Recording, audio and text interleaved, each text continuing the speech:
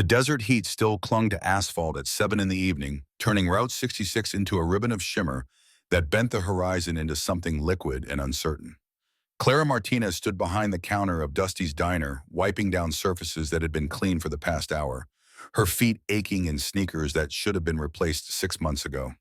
The dinner rush had ended around 6, leaving only a handful of customers scattered among red vinyl booths that had witnessed decades of travelers passing through on their way to somewhere else. She checked her phone for the third time in 10 minutes, thumb hovering over the banking app she had opened and closed repeatedly throughout her shift. The number remained unchanged no matter how many times she looked, $3,847.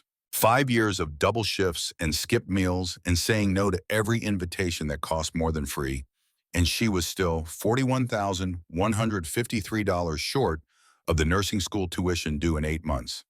The University of New Mexico program had raised their fees again. $45,000 for the first year alone, not counting books or living expenses or the 1,000 other costs that would emerge once classes started. The math was simple and brutal and completely unsolvable through any method Clara had been able to imagine. Her manager Dusty called from the kitchen, his voice carrying the particular wariness of a man who had been running a diner for 40 years and understood exactly how little anything changed. "You can head out early if you want." "Dead tonight." Clara considered it for maybe 3 seconds before shaking her head. Every hour mattered. Every dollar counted. "I'm good. Might as well stay until close." As she poured herself a coffee from a pot that had been sitting too long, the bitterness suiting her mood, and settled onto a stool near the register. Through the window, New Mexico stretched in all directions with that particular emptiness that people either loved or fled from, depending on whether they found the space liberating or suffocating. Clara had been born here, raised here, and had intended to leave here until circumstances transformed intention into impossibility. 5 years ago, her father, Marco Martinez, had been killed outside a warehouse in Albuquerque.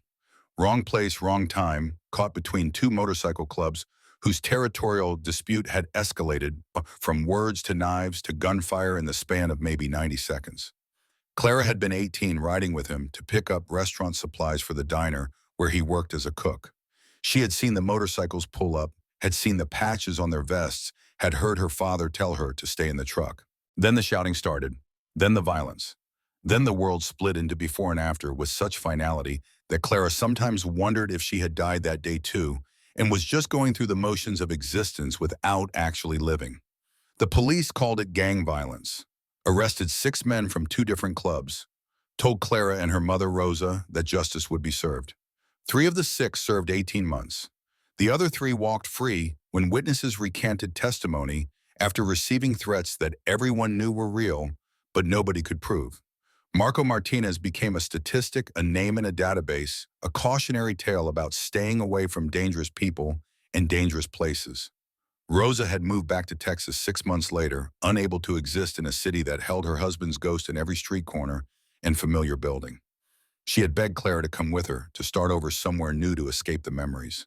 But Clara had 1 semester left at community college and a stubborn belief that leaving would be admitting defeat, admitting that the men who killed her father had won completely.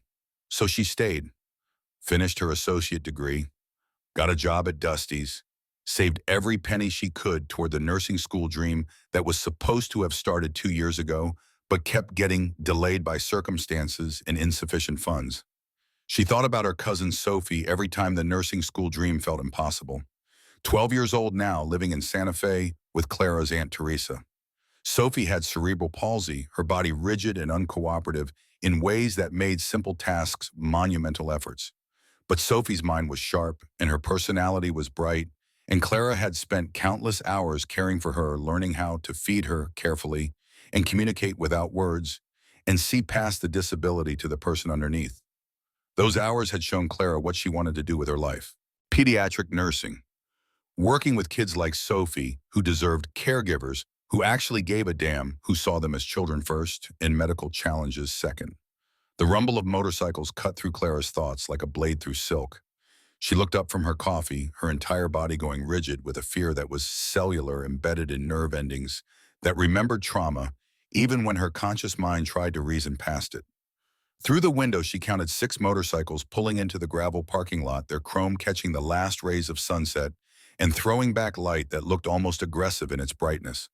Her hands started shaking before she could stop them. The coffee mug rattled against the counter as she set it down. Every instinct screamed at her to go to the back, to hide in the kitchen, to avoid any contact with the men climbing off those bikes. But she was the only server on duty. Dusty would emerge from the kitchen if customers needed service, but he paid her to do this job and she needed every hour she could get. The lead rider dismounted first a mountain of a man who had to be 6'4" and solid muscle beneath a leather vest covered in patches. His beard was gray and reached halfway down his chest. His arms were sleeved in tattoos that told stories Clara could not read, but understood instinctively as markers of a life lived outside the boundaries most people respected. The vest bore patches that identified him as a member of the Iron Kings Motorcycle Club, and the top rocker identified him as president. 4 other men followed, each one large and intimidating in the particular way that men who had survived violence carried themselves. Aware, ready, dangerous. The 6th biker, a lean man with quiet intensity written into every line of his posture, moved to the back of one of the motorcycles and began unstrapping a wheelchair. Not a standard wheelchair, but something specialized with cushions and supports and medical equipment that suggested serious disability. Clara's professional training kicked in before fear could override it completely, her eyes cataloging the chair's features even as her hands continued to shake.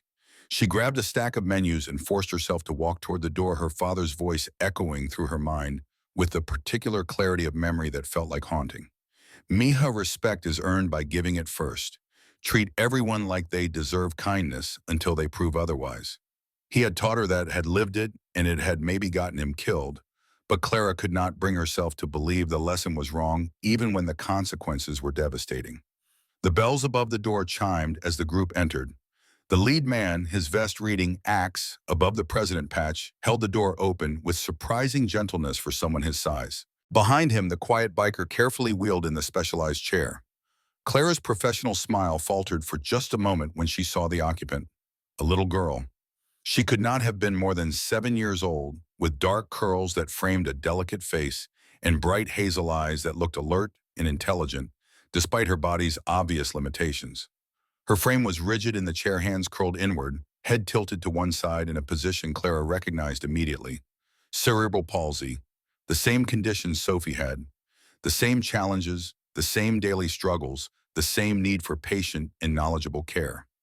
Clara's voice came out steadier than she felt years of waitress training overriding paralytic fear.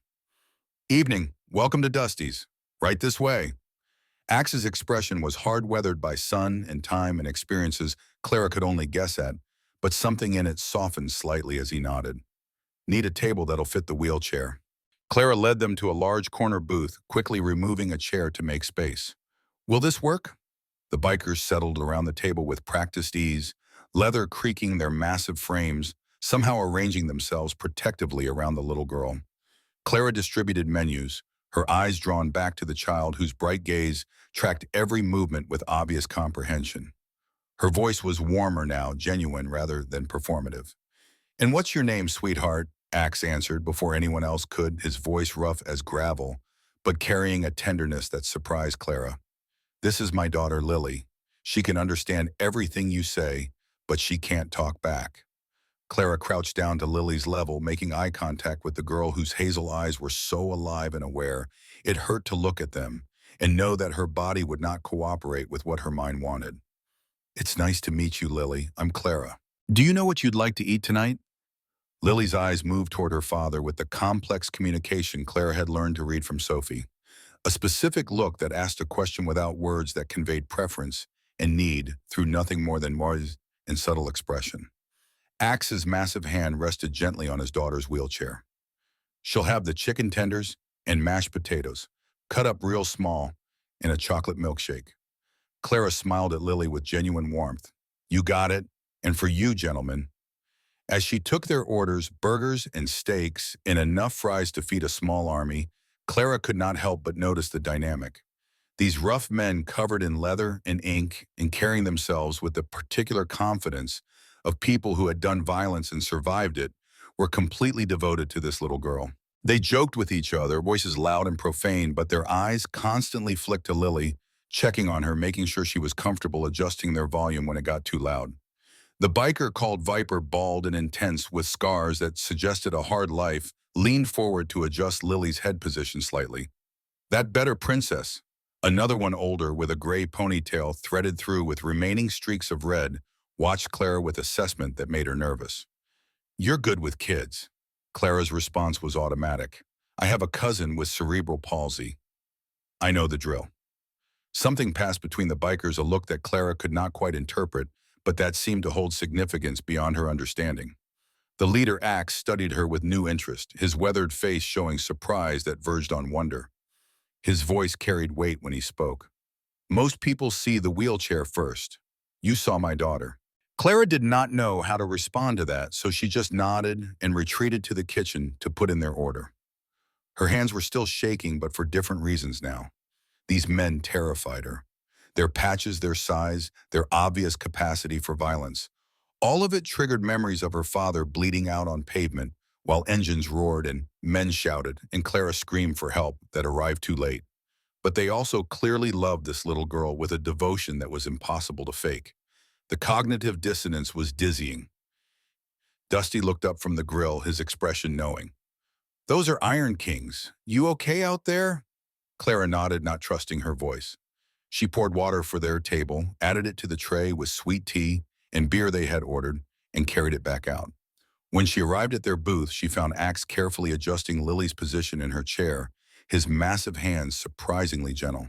The other bikers had pushed their own drinks aside to make sure Lily's chocolate milkshake, when it arrived, would be within easy reach. Clara set down their beverages with hands that had mostly stopped shaking. Food will be up in about 15 minutes. Axe met her eyes, and Clara saw something in his gaze that made her chest tight. Exhaustion, maybe. Or the weight of carrying the world on shoulders built for it, but tired nonetheless. Appreciate it. She returned to the counter, but her attention kept drifting back to the corner booth. She watched as Axe carefully held the milkshake while Lily drank through a straw, his massive hand completely steady despite obvious fatigue.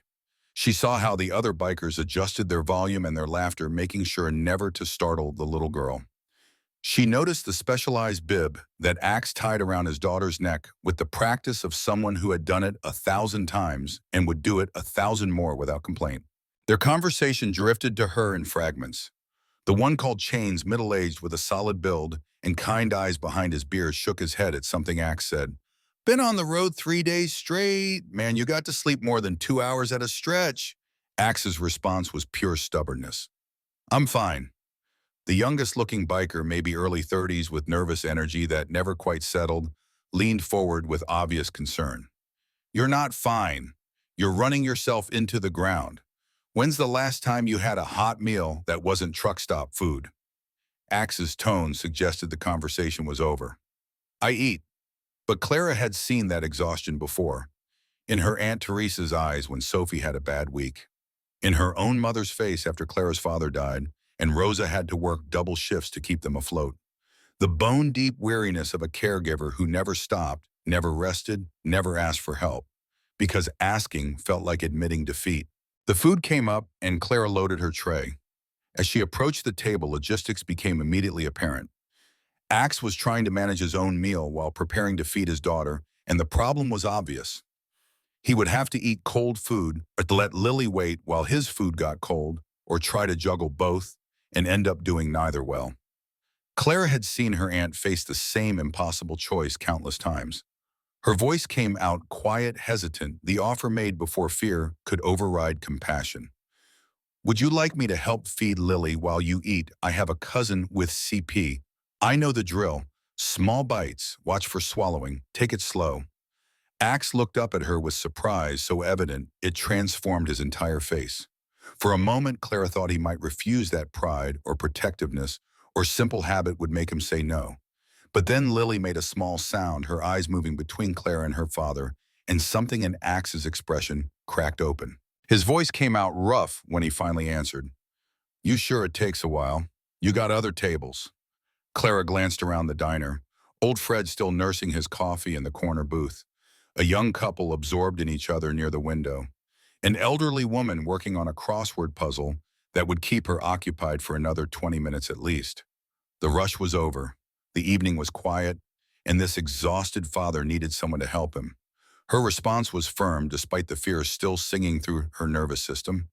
I've got time. Besides, Lily and I are going to be friends, aren't we? Lily's eyes brightened in a way that needed no words to interpret. Axe nodded once, a sharp dip of his chin that somehow conveyed more gratitude than 1,000 words could have managed. Clara pulled up a chair between Axe and Lily, positioning herself carefully. She picked up the fork and cut a small piece of chicken tender, making sure it was manageable size. Her voice stayed gentle, conversational, treating Lily like any other child rather than a medical challenge. Okay, Lily, here comes the first bite. You ready? Lily's mouth opened slightly, and Clara carefully placed the food inside, watching as the girl chewed slowly. It was a process that could not be rushed, that required attention and patience and genuine care. Each bite took time. Each swallow needed to be monitored. But Clara had done this hundreds of times with Sophie, knew the rhythm and the requirements, understood that this was not a chore but an act of connection. She kept up a gentle stream of conversation, talking about the desert sunset visible through the window, about a roadrunner she had seen that morning, about anything and everything that might make this little girl feel normal and seen and valued. Beside her, she heard Axe pick up his own fork, heard him take his first bite of hot food that he could actually taste instead of wolfing down cold while focused on his daughter. Heard the quiet conversation of his brothers resume, some of the tension easing from the table. Clara murmured encouragement after a successful swallow. Good job, Lily. You're doing great. Ready for some mashed potatoes. As she worked, Clara became aware of Axe watching her, not with suspicion or concern, but with something that looked almost like wonder. She glanced at him between bites, suddenly self-conscious. What his response was quiet meant only for her. You're a natural. Most people, they're either too scared to try, or they treat her like she's made of glass or like she can't understand. You just, you see her. Clara felt her throat tighten with emotion she could not quite name. She's easy to see. She's got the brightest eyes in this whole diner. Lily made a sound, a small vocalization that Axe clearly understood because his eyes went suspiciously bright before he looked away, clearing his throat. They fell into a comfortable rhythm after that.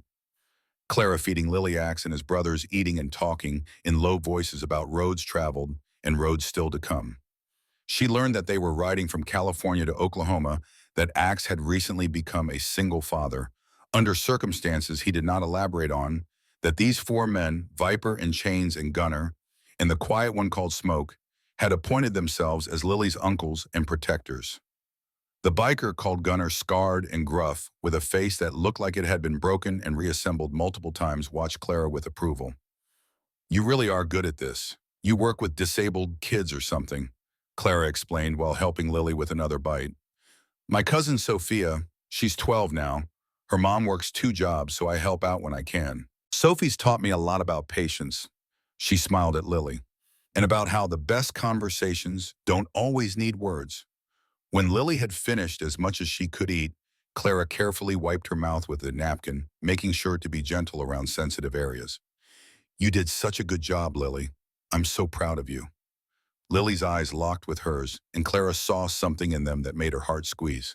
Gratitude, connection, a spark of joy that transformed the child's face into something so beautiful it hurt to witness.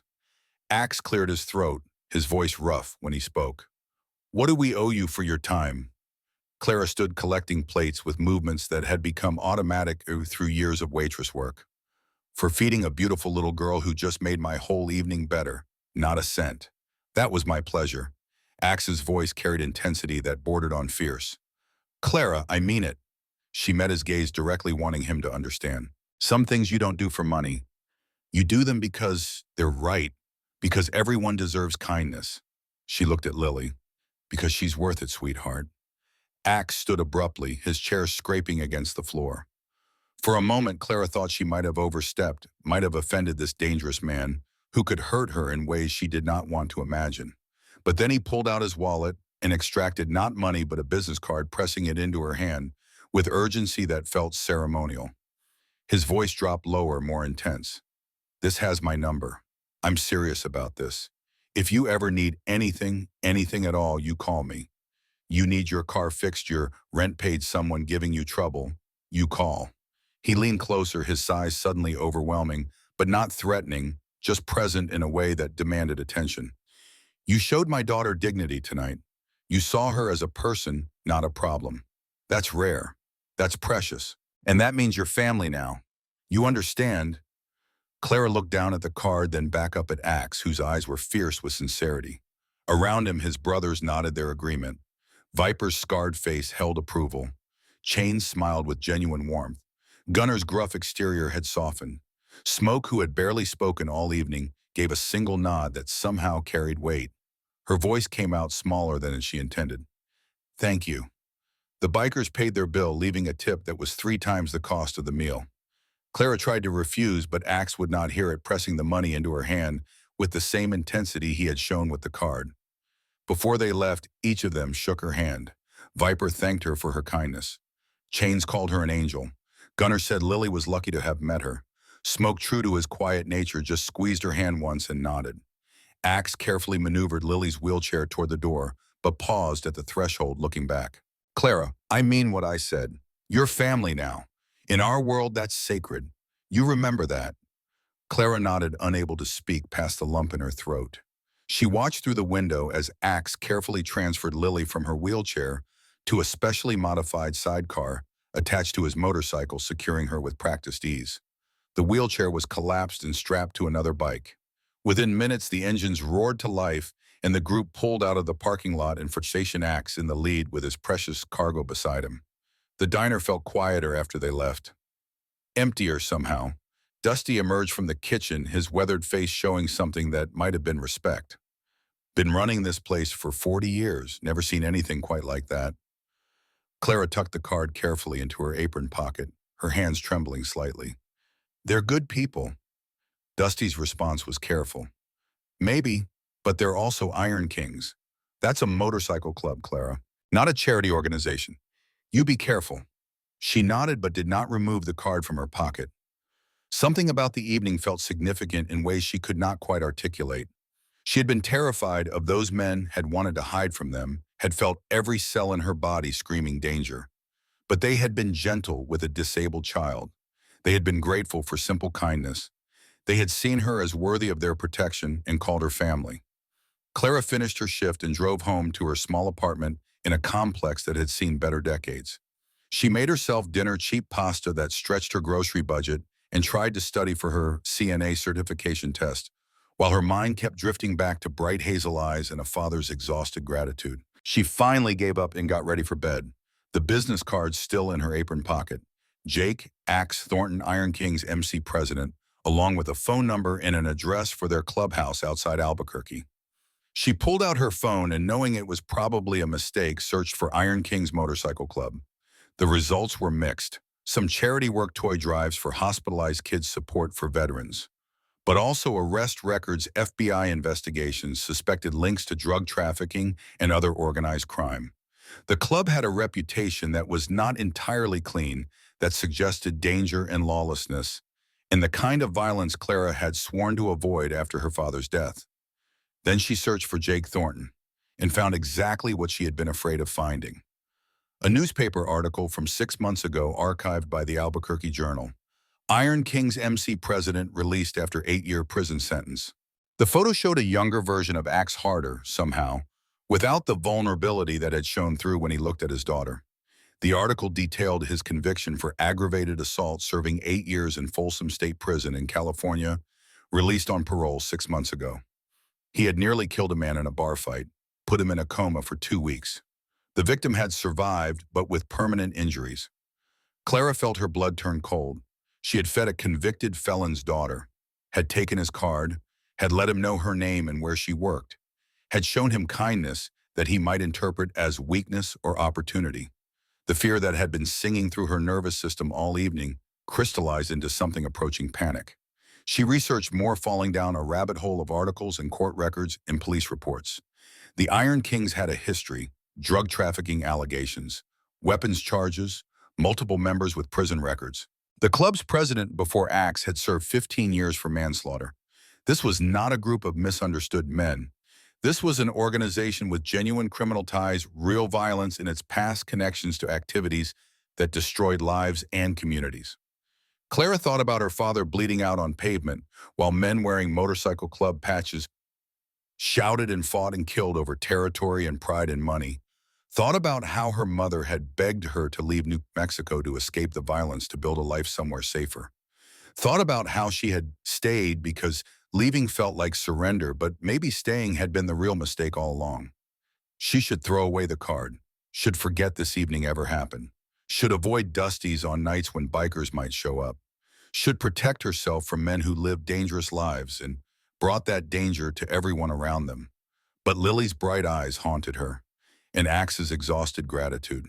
And the way those rough men had been so gentle with a disabled child who needed more care than most people had the patience to provide.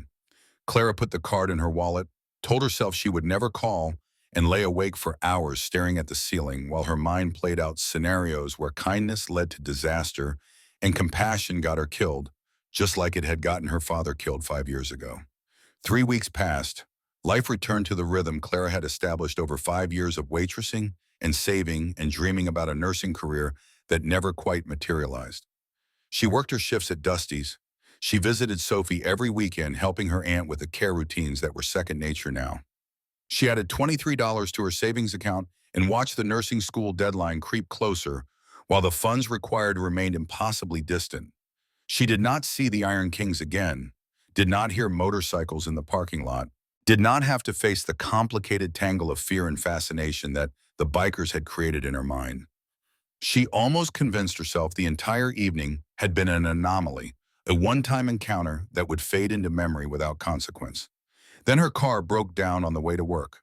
The transmission gave out on a stretch of Route 66 between her apartment and the diner, the vehicle shuddering and refusing to shift gears until Clara had to pull onto the shoulder with hazard lights flashing.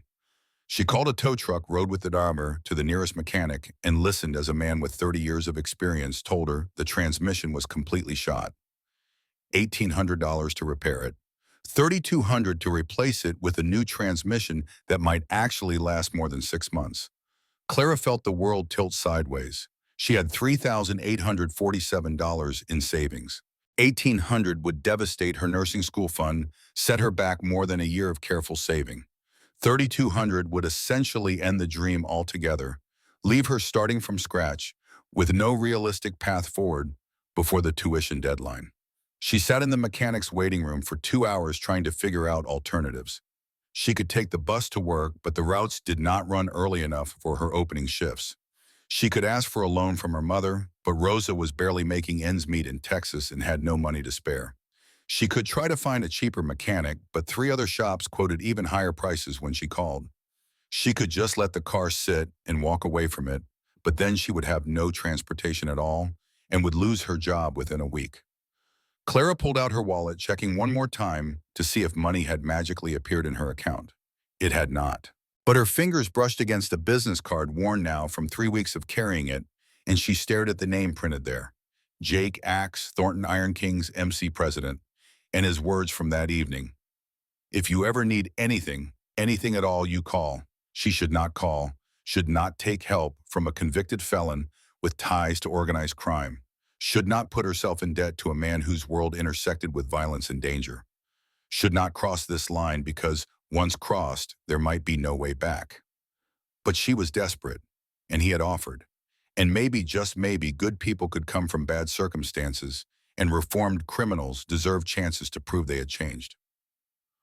Clara pulled out her phone, her hands shaking, and dialed the number before fear could override need. It rang twice before a rough voice answered, instantly recognizable, despite 3 weeks having passed. His voice carried surprise and something that sounded almost like pleasure. Clara. She had not identified herself.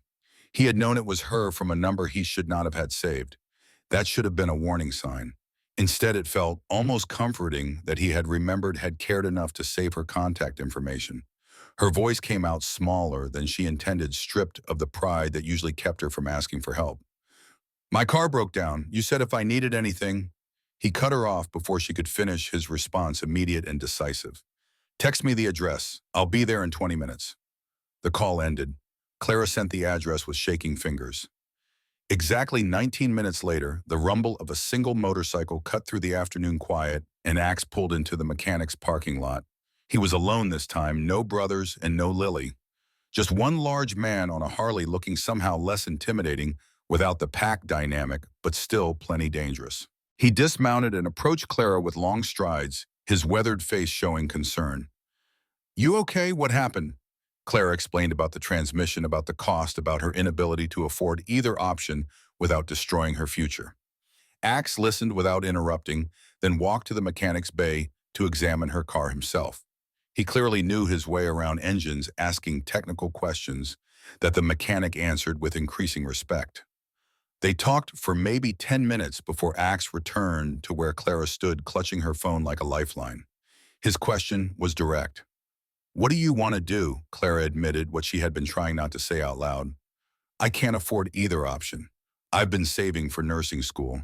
Tuition's due in 8 months. If I spend this money, I'm done. The dream's over." Axe turned back to the mechanic without hesitation. "Replace the transmission. Do it right. I don't want her breaking down again in 6 months." "Well, the mechanic nodded. "Need a deposit to order the part. Half now, half when it's done."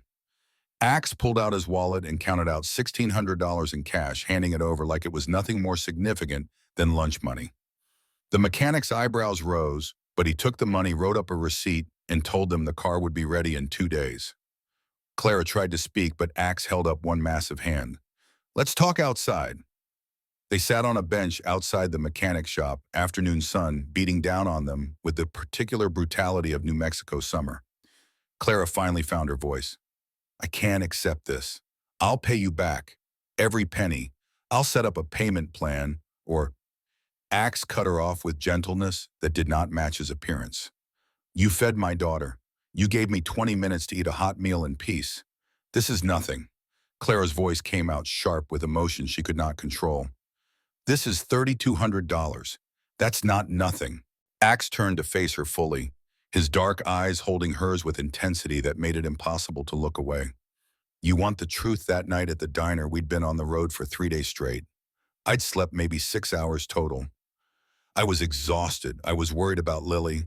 I was questioning every decision I'd ever made as a father. And you showed up and made it better. You saw my daughter as a person. You treated me with respect I didn't deserve.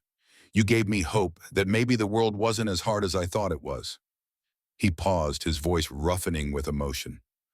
"So yeah, I'm paying for your transmission. And you're not paying me back because you already gave me something more valuable than money. You gave me 20 minutes of peace and a reminder that good people still exist." Clara felt tears threatening but held them back through sheer force of will. "I saw the newspaper article about your prison sentence."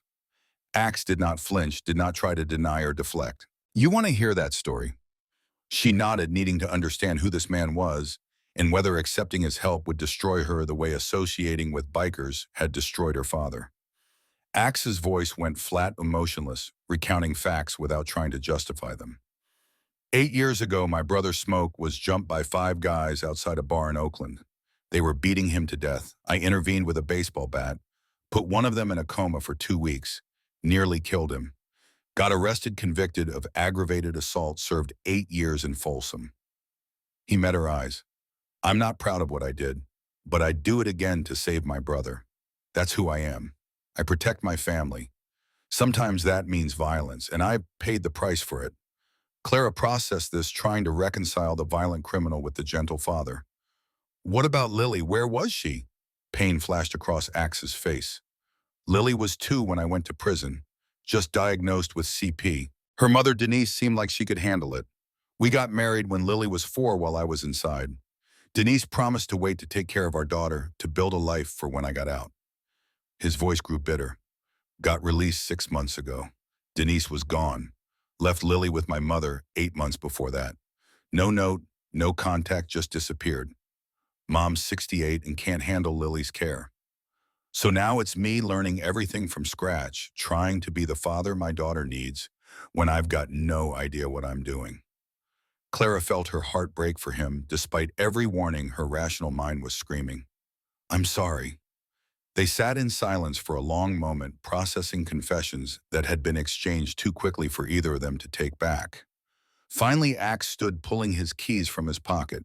His voice was carefully neutral. Car will be ready Thursday. I can give you a ride home now if you need one.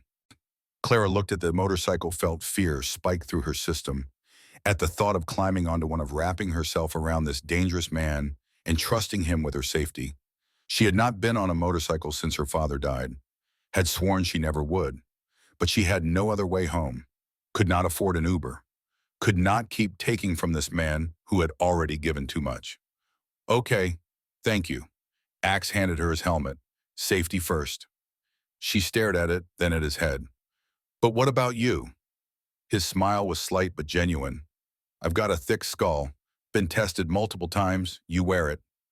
Clara put on the helmet with shaking hands, trying to figure out where to sit, how to hold on, whether this was the moment her life would end in a crash that mirrored her father's death. Axe climbed on first, steadied the bike, then gestured for her to get on behind him. Her voice came out small. I've never done this before. His response was patient. Put your feet on those pegs. Hold on to my waist. Lean when I lean. Don't fight the turns. And if you get scared, tap my shoulder. I'll pull over. Clara climbed on her body, rigid with terror. She wrapped her arms around Axe's waist, feeling the solidity of him, the warmth of another human being who was supposed to be her enemy, but felt somehow safe. The engine roared to life and Clara's entire body started shaking. Axe must have felt it because he pulled over before they even left the parking lot, turning off the engine. You okay? Clara shook her head, tears streaming down her face inside the helmet. My father was killed by bikers. 5 years ago, I watched him die. Axe was quiet for a long moment. When he spoke, his voice carried genuine sorrow. I'm sorry that happened. I'm sorry you're scared. We can call a cab. I'll pay for it. You don't have to do this. Clara thought about her father, about what he would say if he could see hers now. Thought about how he had always taught her to face fear rather than run from it, to judge people by their actions rather than their appearance, to give second chances because everyone deserved redemption. Her voice was steadier when she answered, No, I need to do this. I need to face it. Axe nodded, started the engine again, and pulled out of the parking lot with such careful precision that Clara realized he was deliberately going slow, deliberately being gentle, deliberately trying to make this easier for her. They drove through Albuquerque at maybe half the speed limit, Axe taking turns so carefully that Clara barely had to lean. By the time they reached her apartment complex, she had stopped shaking. He helped her off the bike, made sure she was steady on her feet. Thank you for trusting me with that. I know it wasn't easy. Clara removed the helmet and handed it back, her face wet with tears and sweat. Thank you for the ride, for the car, for everything. Axe's expression held something Clara could not quite identify. Car will be ready Thursday. I'll bring it by the diner if that's easier than you coming to get it. She nodded, not trusting her voice. As he rode away, she saw her neighbor, Mrs. Chen, watching from her window on the second floor, her disapproving face visible even at distance. Clara knew there would be consequences, that Mrs. Chen would tell the landlord that associating with bikers would cause problems in ways she could not yet predict. But Axe had saved her nursing school dream, had treated her with kindness and respect, had shared his story and his pain, had been gentle when she was terrified. And maybe, just maybe, that mattered more than fear and prejudice in the ghosts of the past. Mrs. Chen confronted Clara the next morning before she could leave for work, her elderly frame blocking the apartment building's entrance with surprising effectiveness. Her voice carried the particular authority of someone who had lived in the complex longer than anyone else and considered herself its moral guardian. I saw that biker yesterday. Those people are dangerous. I'm going to tell Mr. Rodriguez. Clara tried to keep her voice level, professional, the tone she used with difficult customers. He was just helping me with my car, Mrs. Chen. Nothing to worry about. The older woman's expression hardened. Your father would be ashamed. Associating with criminals and thugs, you dishonor his memory. The words landed like physical blows, each one finding the guilt Clara had been carrying for 5 years. She pushed past Mrs. Chen without responding, her eyes stinging with tears she refused to let fall where anyone could see them. The bus ride to work took 45 minutes, eating into time she could have spent sleeping, and she arrived at Dusty's exhausted before her shift even started. Her phone buzzed as she was tying her apron. A text from an unknown number that she somehow knew was Axe before she even opened it. Mechanic needs 2 days for parts. I can pick you up for work until car's ready. What time? Clara stared at the message for a full minute, weighing options that all felt wrong in different ways. She could refuse and spend 3 hours daily on buses. She could accept and invite more judgment from neighbors and maybe lose her apartment. She could call her mother and beg for money she knew Rosa did not have. Her fingers typed before her brain could override them. 6 a.m. Thank you. The response came immediately. Be there at 5:45. Axe pulled into her apartment complex at exactly 5:45 the next morning, the Harley's rumble cutting through pre-dawn quiet like an alarm clock for everyone within 3 blocks. Clara climbed on with hands that shook less than they had 2 days ago, wrapped her arms around his waist, and tried not to think about Mrs. Chen watching from her window, or Mr. Rodriguez preparing an eviction notice, or her father's ghost judging her choices. The ride to Dusty's took 8 minutes. Axe drove carefully, kept his speed reasonable, took turns with the same gentle precision he had shown before. When they arrived, he waited until she had dismounted safely before speaking. His voice carried concern that felt genuine. You doing okay? You look tired. Clara's laugh came out bitter. My neighbor thinks I'm a disgrace. My landlord will probably evict me, and I'm 3 hours short on sleep because buses don't run early enough. But yeah, I'm great. Axe's expression darkened in ways that reminded Clara he was capable of violence when provoked. Your neighbor giving you trouble, I can talk to her. The immediate spike of terror must have shown on Clara's face because Axe held up both hands in a gesture of peace. I mean, talk, Clara. Just talk. Explain you're a good person helping my daughter. Nothing threatening. Clara shook her head. That would make it worse. She already thinks I'm associating with criminals. You showing up at her door would confirm everything she believes. Axe absorbed this silently, his jaw tight with frustration that had nowhere productive to go. Finally, he just nodded. Call me when your shift ends. I'll pick you up. The pattern repeated for 2 days. Axe arrived before dawn, drove Clara to work with care that felt almost protective, picked her up at shift's end. They talked during rides, conversations that started cautious and grew gradually easier. Clara learned he worked construction union electrician, honest labor, that paid bills and provided health insurance for Lily. The MC was family and support system, not the criminal enterprise she had feared.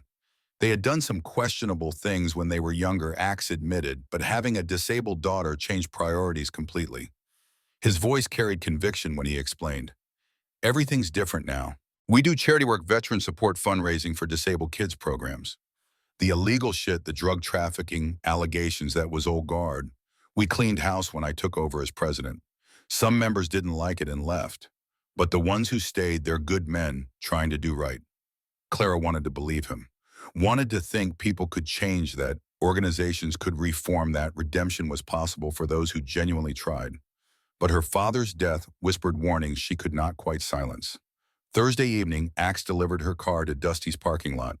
New transmission installed, engine running, smooth interior, detailed to showroom condition, full tank of gas. He refused any discussion of payment beyond handing her a receipt marked paid in full and telling her the warranty covered 2 years or 50,000 miles. But he had brought Lily with him, the little girl secure in her sidecar, and the moment Lily saw Clara, her entire face lit up with joy that needed no words to convey. Clara found herself feeding Lily dinner, while Axe ate the routine, already comfortable after just one previous encounter, the connection between them feeling almost familial in its ease. Viper arrived with the other brothers to meet up with Axe, all of them remembering Clara and greeting her warmly. The one called Smoke, who rarely spoke, actually smiled when he saw her with Lily. And the joker, Rev, could not resist commentary that made Axe's weathered face flush with embarrassment. Rev's grin was mischievous. Axe talks about you all the time. Clara this, Clara that. It's actually kind of annoying. Axe's voice came out sharp. Shut up, Rever. But the teasing felt good-natured, brotherly, the kind of ribbing that came from genuine affection rather than malice. Clara found herself smiling despite the awkwardness, despite knowing she should maintain distance, despite every warning her rational mind kept screaming. Chains leaned forward, his expression sincere beneath the beard. We're having a charity barbecue Saturday at the clubhouse, raising money for disabled kids program. Would mean a lot if you came. Lily would love it. The invitation hung in the air, weighted with implications Clara could not quite sort through. Going to an MC clubhouse felt like crossing a line from which there would be no return. But refusing felt like rejecting this found family that had shown her nothing but kindness. Her voice came out hesitant. I'll think about it. That weekend, Clara helped her Aunt Teresa with Sophie's care at the house in Santa Fe. Bathing, feeding, physical therapy exercises that Sophie endured with patience and humor that Clara found inspiring. Teresa watched Clara with knowing eyes while they worked together to transfer Sophie from wheelchair to bed. Teresa's voice carried maternal concern. Mija, be careful with those bikers. I know you see good in them, but these men live dangerous lives. Clara tried to explain about Lily, about Axe's devotion, about the charity work in the reformed organization. But Sophie overheard from where she lay on the bed, her body rigid but her mind sharp, and she signed with hands that moved slowly but deliberately. Teresa translated for Clara, even though Clara understood basic ASL. She's asking if they're nice to the disabled girl. Clara signed back. Very nice. They love her so much. Sophie's response was simple but carried wisdom that cut through adult prejudice with childlike clarity. Then they're good people. Clara drove back to Albuquerque thinking about judgment and redemption, about who deserves second chances and who got to decide. She had almost convinced herself to accept the barbecue invitation when her world exploded in the early hours of Wednesday morning. The smoke alarm woke her at 2:17. Clara's first confused thought was that she had left something on the stove, but she had not cooked dinner, had just eaten cold cereal before falling into exhausted sleep. Then she smelled it.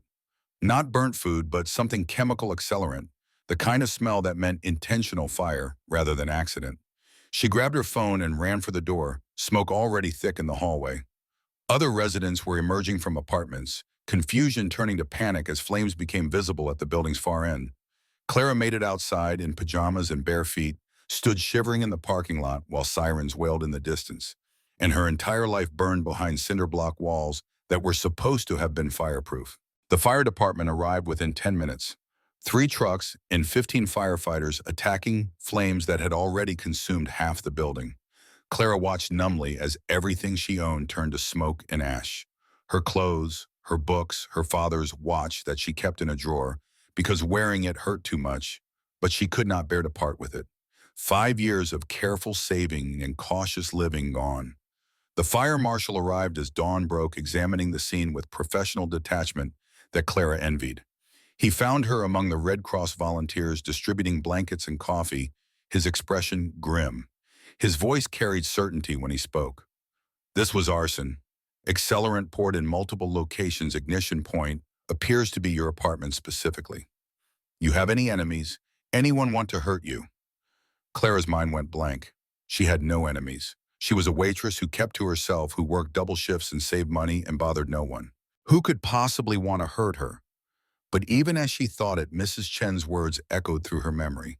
Those people are dangerous. And the fire marshal's next question confirmed her growing horror. You been seen with anyone unusual lately?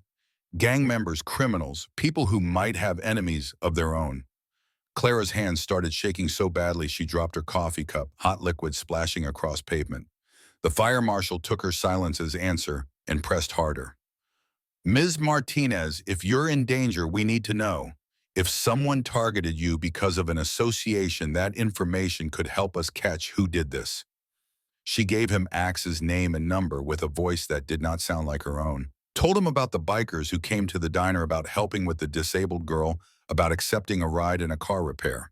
Made it sound innocent because it was innocent, but watched the marshal's face close off with judgment she recognized from Mrs. Chen could not fight anymore. He left her with a card and instructions to call if she remembered anything else. Clara sat on the curb wrapped in a Red Cross blanket, watching smoke still rising from her building, and knew with absolute certainty that this was her fault. Not that she had started the fire, but that somehow her association with the Iron Kings had painted a target on her back. At 4 in the morning, with nowhere to go and no family within driving distance, and minimal savings that would not cover first month, last month, and deposit on a new apartment, Clara made a call she knew she should not make. Axe answered on the first ring, his voice alert despite the hour. Clara. She tried to speak, but only a sob came out, all the terror and exhaustion and loss hitting her at once. Axe's voice sharpened with concern that felt almost paternal. "Where are you? What happened?" Clara managed to get the words out between sobs. "My apartment burned down. They said it was arson. They said someone targeted my apartment specifically." The silence on the other end lasted maybe 3 seconds. But in that time, Clara heard something shift.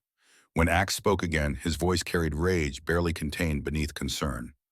"Where are you right now? I'm coming." She gave him the address. He arrived 20 minutes later, with Viper in chains, all three men looking dangerous in ways that would have terrified her a month ago, but now just felt protective. Axe pulled her into a hug without asking permission, his massive frame surrounding her with warmth and safety, while she cried into his leather vest. His voice rumbled against her ear. "You're okay. That's what matters. Everything else we can fix." But then he spoke to the fire marshal, used connections Clara had not known he possessed, and returned with information that made his expression go dark in ways that reminded her he was capable of violence. Axe's voice was tight when he finally spoke to her. "Clara, I need to tell you something. This might be my fault." He explained about Desert Reapers, a rival MC that dealt drugs and ran guns and did everything the Iron Kings had stopped doing years ago. The Reapers had been watching the Kings, looking for weaknesses, trying to find pressure points they could exploit. They had seen Axe with Clara, had followed him to her apartment, had decided to send a message. Clara felt the world tilt sideways. "You're saying I almost died because of you, because I helped you."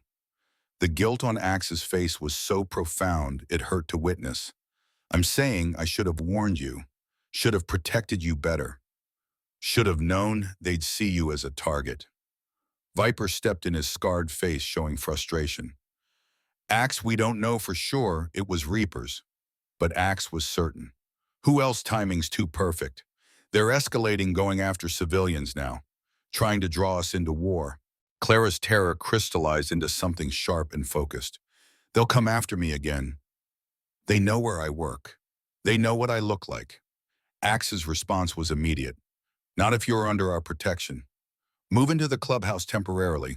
We'll keep you safe until police catch whoever did this." Every instinct Clara possessed screamed that this was wrong. Moving into an MC clubhouse crossed every line, destroyed whatever remained of her reputation, made her complicit in a world she had sworn to avoid. But she had nowhere else to go. Red Cross could provide a hotel for 3 days maximum. After that, she would be homeless, with no money for deposits and no references, since her previous landlord's building had burned down. Her voice came out small when she answered. "Just until I can find a new apartment. Just until police catch whoever did this." Axe's relief was visible. "As long as you need. Your family." The Iron King's compound sat on 10 acres outside Albuquerque proper main clubhouse, surrounded by several smaller residences in a layout that suggested both community and security. Clara had expected something dirty, chaotic, dangerous. Instead, she found landscaping and cleanliness, and children playing in a yard while women hung laundry and talked. Maria Chaines's wife welcomed Clara with warmth that felt genuine. She was maybe 40, nurse scrubs visible beneath her sweater, kind eyes that had seen hard things and retained compassion anyway. Her voice carried sincerity. "Any friend of Lily's is friend of ours. That girl has changed Axe completely, made him better." But other women were more cautious, their eyes assessing Clara with suspicion she understood. Keisha Viper's girlfriend was particularly direct. She was maybe late 20s, beautiful in a hard way, that suggested she had survived things that would have broken softer people. Keisha's voice held warning. "Another girl trying to trap a biker. Axe is a good man. He's been through enough. Don't hurt him." Clara wanted to protest that she was not trying to trap anyone, that she was just scared and homeless and desperate. But Keisha's suspicion was reasonable. From the outside, Clara's situation looked exactly like manipulation. Homeless woman moves into MC president's compound, gains access to resources and protection, maybe tries to become permanent fixture through pregnancy or manufactured drama. Axe gave Clara a small guest house separate from the main residences. 1-bedroom bathroom, kitchenette, clean and comfortable, in ways that suggested it was used for visiting family rather than club business. Lily's room was in the main house next door, close enough that Clara could hear if the little girl needed help. Days turned into a week, then 2. Clara helped with Lily daily giving Axe breaks. He desperately needed learning more about cerebral palsy care than she had known was possible. Medications for seizure prevention, physical therapy exercises to maintain range of motion, communication techniques that went beyond words to genuine understanding. She discovered she was good at this natural in ways that made Maria comment more than once that Clara had found her calling. But the longer she stayed, the more complicated everything became.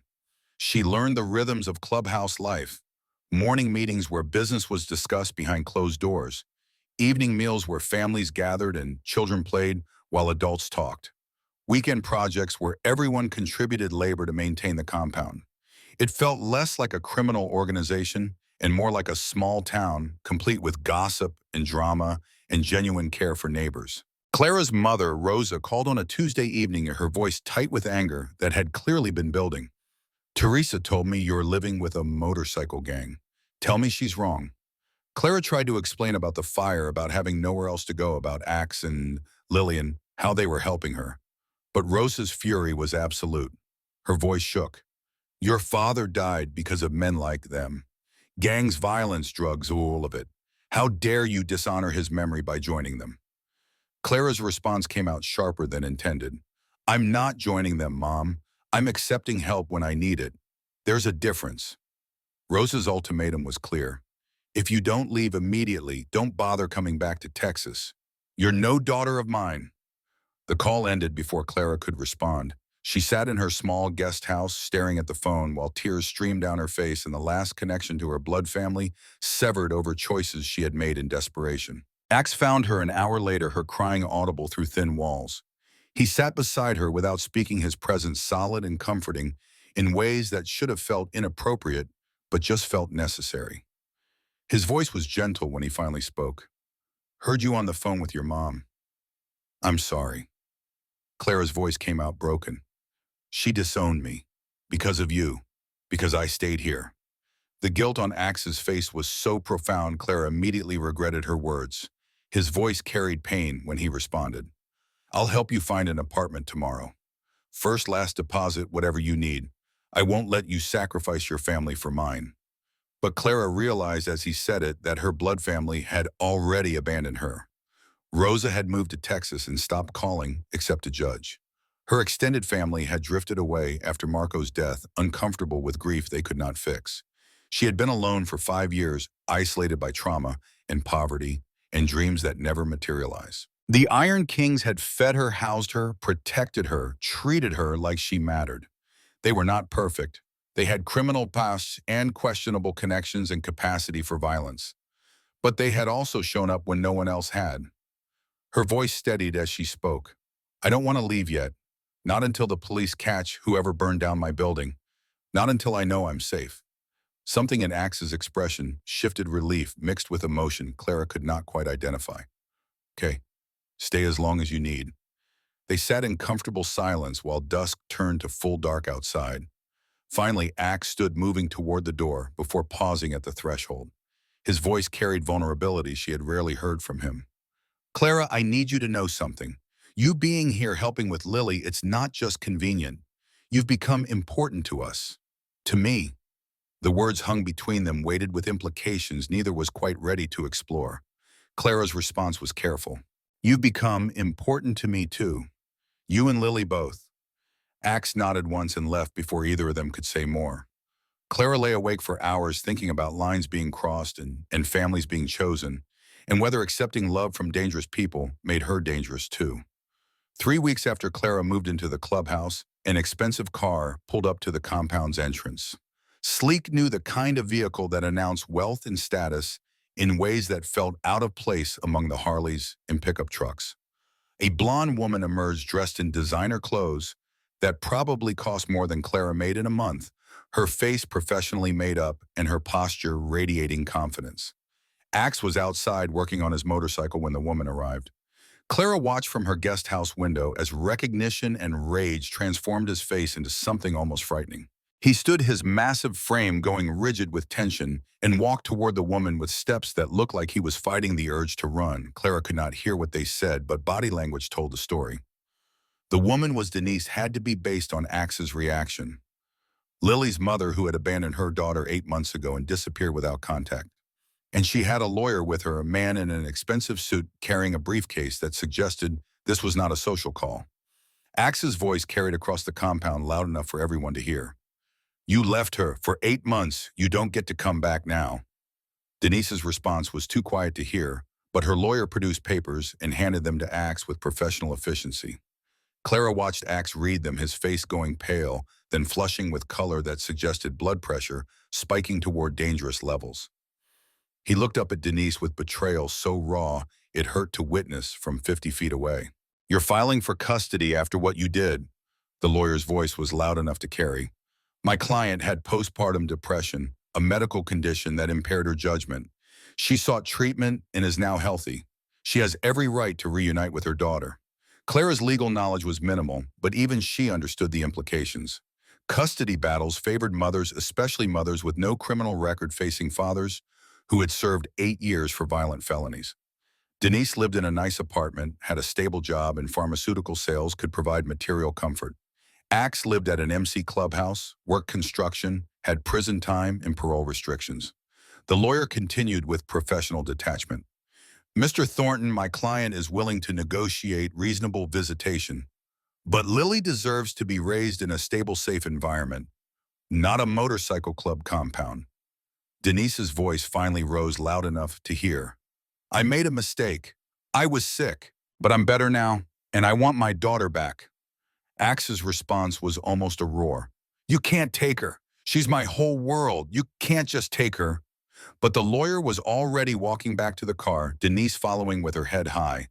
They drove away, leaving Axe standing alone holding papers that threatened to destroy everything he had built. Clara found him 10 minutes later, sitting on the ground beside his motorcycle, his head in his hands, shoulders shaking with sobs he was trying to contain. She sat beside him without speaking, her hand finding his massive one and holding tight. His voice came out broken when he finally spoke. I can't lose her, Clara. I won't survive losing her. Viper appeared with Chains and Gunner, all three men looking grim. Viper had been on his phone calling in favors and gathering information with the efficiency of someone who knew how to work systems most people did not understand. His voice was tight with anger when he reported findings. I looked into Denise. She's not back for Lily, she's back for money. He explained about disability benefits. Lily qualified for SSI payments, medical coverage support services, that totaled nearly $3,000 monthly. Denise had burned through her savings over 8 months of partying and shopping, had a boyfriend who left when the money ran out, was facing eviction from her expensive apartment. Viper's conclusion was brutal. She sees Lily as an income stream. She'll get custody, put Lily in a state facility, collect the checks, and never visit. It's a kind hon, and any family court judge will see right through it. But Chains, older and more cynical, shook his head. Judges see what they want to see. Mother with no record versus MC president with violent felony. They'll give Lily to Denise without thinking twice. Clara listened to them strategize and realized she could help. Character witness testimony, expert opinion on caregiving, quality neutral, third party with medical background. Her testimony could make the difference. But if she testified for an MC president in family court, her nursing school application would be compromised. Background checks would flag her association. References from the dean would mention her involvement with a motorcycle club. Hospitals would question her judgment. Her entire future could be jeopardized. Axe must have seen the calculation in her eyes because he shook his head. No, you've already sacrificed too much. I won't let you destroy your future for us.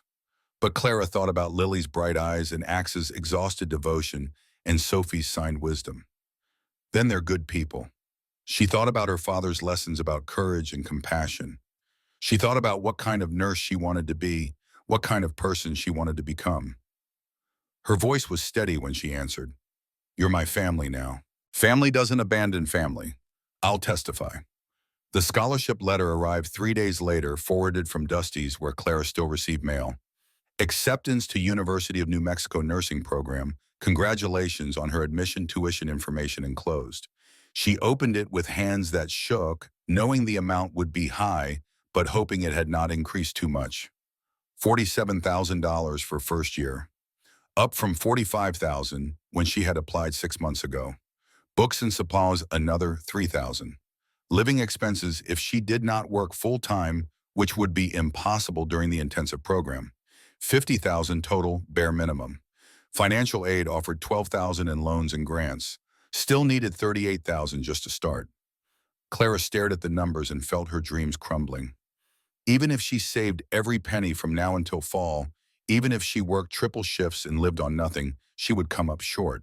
The nursing career she had spent 5 years working toward was slipping away because of math that would not cooperate, no matter how hard she tried. Axe found her sitting outside her guest house that evening, the letter crumpled in her hands, her face wet with tears she had stopped trying to hide. He sat beside her, his presence solid and comforting, and waited for her to speak. Her voice came out defeated. "I got into nursing school. Can't afford it." Axe read the letter she handed him, his weathered face showing understanding. When he spoke, his voice carried certainty that left no room for argument. "Let me pay for it. Full tuition all 4 years. It's the least I can do after everything you have done for Lily and me." Clara's response was immediate. "I can't let you do that. It's too much." But Axe's voice grew firmer. "You're helping me keep my daughter. You're testifying in court, risking your career, putting everything on the line. Paying for nursing school is nothing compared to what you're giving me." Clara wanted to accept, wanted to let him solve her problems with money she knew he somehow had, despite working construction. But taking $50,000 from a man she was testifying for looked like bribery, compromised her integrity, made her testimony tainted. They argued for an hour before reaching compromise. Loan not gift. Legal contract, proper interest rate, payment plan, starting after graduation. Everything documented and above board so it looked like business rather than charity. Clara accepted reluctantly, knowing she had no other option, but hating the debt and the obligation and the way it tied her to this dangerous man who was somehow becoming the most important person in her life. Viper found Clara 2 days before the custody hearing, his scarred face showing discomfort with what he was about to reveal. They sat in her guest house while he explained where Axe's money came from and why she deserved to know before testifying. His voice was careful. "Axe works construction, but that barely covers Lily's medical bills. To afford her equipment, her care, and now your tuition, he took a loan from the MC, 50,000 at low interest payment plan over 10 years. Clara nodded, not seeing the problem yet. Viper continued with obvious reluctance. "The MC's money comes from the garage business now. Legitimate motorcycle repair shop, fully licensed, profitable. But years ago, before Axe went to prison, some of that seed money came from illegal activity, drug distribution profits that got laundered into the garage."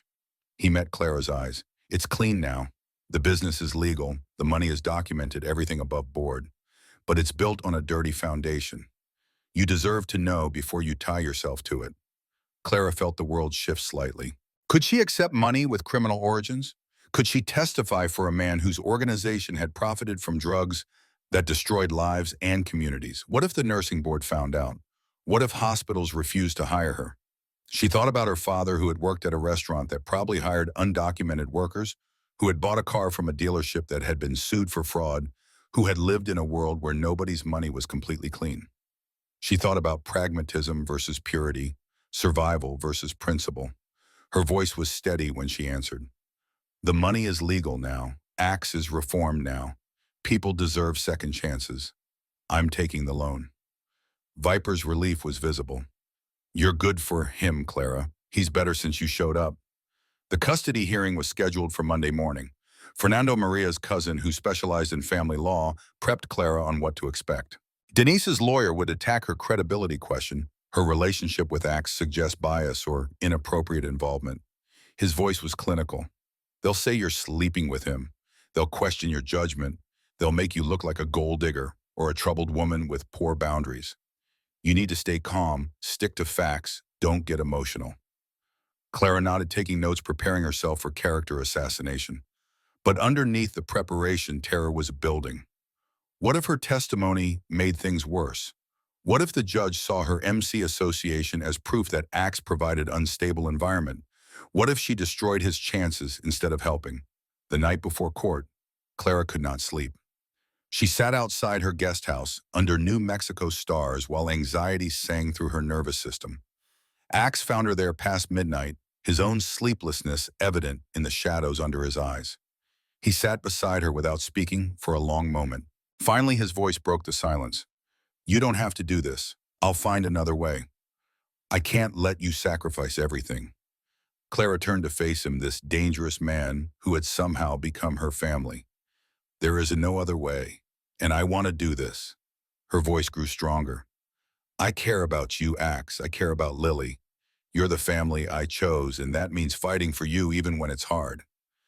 Axe's expression held emotion too complex to name. "After this is over, after the hearing, I want to take you on a real date. No debt, no obligation, no crisis. Just you and me getting to know each other without chaos." Clara smiled despite her fear. "I'd like that." They sat in comfortable silence under stars that had witnessed human drama for millennia and would continue long after their particular story ended. Almost kissed but did not, saving it for after the hearing for a moment untainted by desperation and fear. Tomorrow they would face family court in a system stacked against them. Tomorrow Clara would testify and risk everything she had worked for. Tomorrow would determine whether love and loyalty and chosen family could triumph over biology and prejudice and the weight of criminal past. But tonight they sat together under vast New Mexico sky, two people who had found each other in impossible circumstances and drew strength from connection that felt like the only real thing in a world built on shifting sand and uncertain futures. The Bernalillo County Courthouse felt too iron and too cold, its marble floors and high ceilings designed to intimidate anyone who entered seeking justice. Clara sat in the hallway outside Family Court Division 3, her hands clasped so tightly her knuckles had gone white. Fernando paced near the water fountain, reviewing notes he had probably memorized days ago. Axe sat perfectly still beside Clara, his body rigid with tension that looked like it might shatter him if he moved too suddenly. Judge Patricia Valdez had a reputation for being fair but stern no-nonsense in her approach to family law. Fernando had explained that she would not be swayed by emotion or sympathy, only by evidence and testimony that proved what served the child's best interest. Lily was not present, spared the trauma of watching adults fight over her oyster currently with Maria, who had taken the day off work to provide care. Denise arrived in a navy suit that screamed respectable professional, her lawyer beside her carrying a briefcase that probably cost more than Clara's entire wardrobe. She did not look at Axe, did not acknowledge his presence, just walked into the courtroom with her head high like she had already won. The hearing began with procedural matters. Clara barely followed her mind, focused on the testimony she would have to give. Denise's lawyer presented his case, first painting a picture of devoted mother who had suffered medical crisis and now sought reunion with her daughter. He brought medical records documenting postpartum depression, diagnosis, treatment records, showing therapy and medication, employment verification, proving stable income. His voice carried professional authority. "Ms. Thornton lives in a safe neighborhood, earns $60,000 annually in pharmaceutical sales, has no criminal record. She can provide Lily with stability, appropriate educational opportunities, and a normal childhood away from the dangerous influences of a motorcycle club environment." He displayed photos that made the Iron King's compound look threatening. Motorcycles with skull imagery, leather vests with patches, large men who looked capable of violence because they were capable of violence. The implication was clear without being stated directly. What kind of father raises a disabled child in this environment? Fernando's turn came next. He presented a different narrative, one backed by medical records that told a story Denise's polished appearance could not overcome. Under Axe's care, Lily had not missed a single medical appointment in 6 months. Her seizure control was excellent, her weight stable, her development progressing. Under Denise's care, multiple missed appointments, medication errors, documented in emergency room records, weight loss that suggested neglect. His voice was measured but damning. "Mr. Thornton is a devoted father who has organized his entire life around his daughter's needs. He works regular hours to maintain insurance. He has learned medical procedures most parents never master. He has created a support system through his community that ensures Lily always has care even when he must work." Character witnesses took the stand. Maria testified about watching Axe's transformation, how he had become a better man through fatherhood. Chain spoke about brotherhood and protection, about how the MC had cleaned up its operations specifically because Axe demanded it. Lily's physical therapist praised Axe's diligence in maintaining home exercise programs. Then Clara was called. She stood on legs that shook, walked to the witness stand, was sworn in with a voice that barely carried across the courtroom.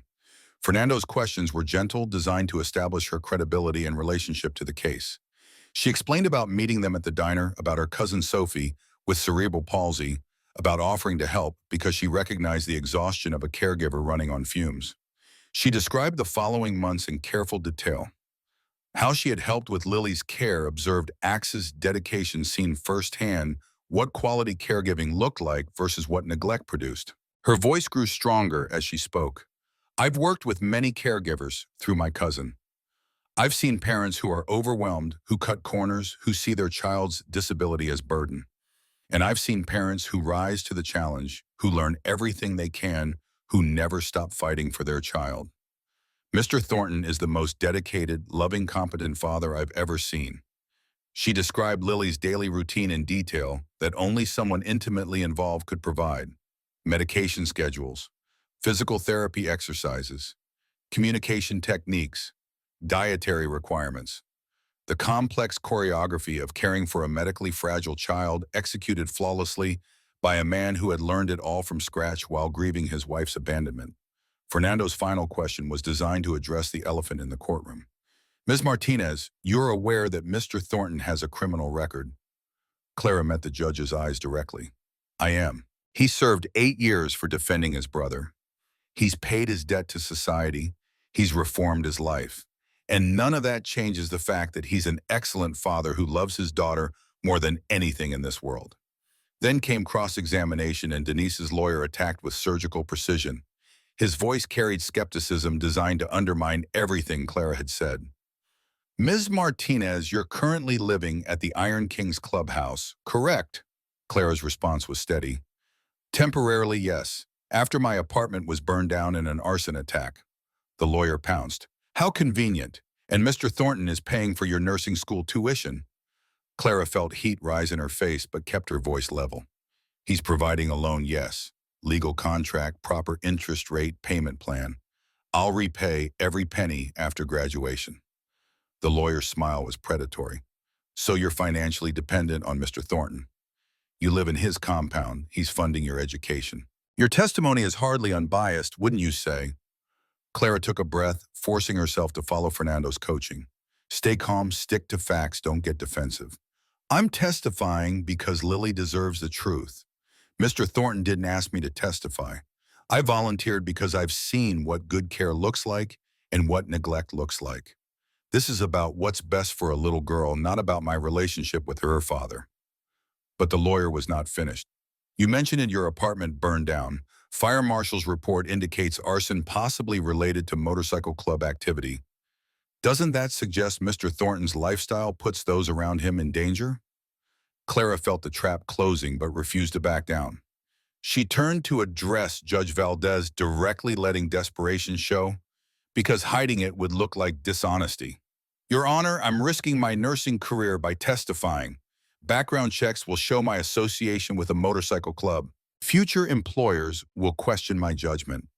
I'm doing this knowing it might cost me everything I've worked for. Her voice cracked slightly. I'm doing it because it's right, not because I owe Mr. Thornton anything except honesty. Lily is thriving under her father's care. She was failing under her mother's. That's what matters.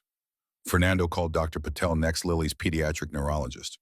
The doctor reviewed medical records with professional detachment that somehow made her testimony more powerful than emotion would have been. Under Axe's care, excellent outcomes across every metric. Under Denise's care, dangerous deterioration that had required emergency intervention. Dr. Patel's conclusion was clear. Lily is medically complex. She needs consistent, knowledgeable care. Currently, she's receiving excellent care. Changing that would be medically risky.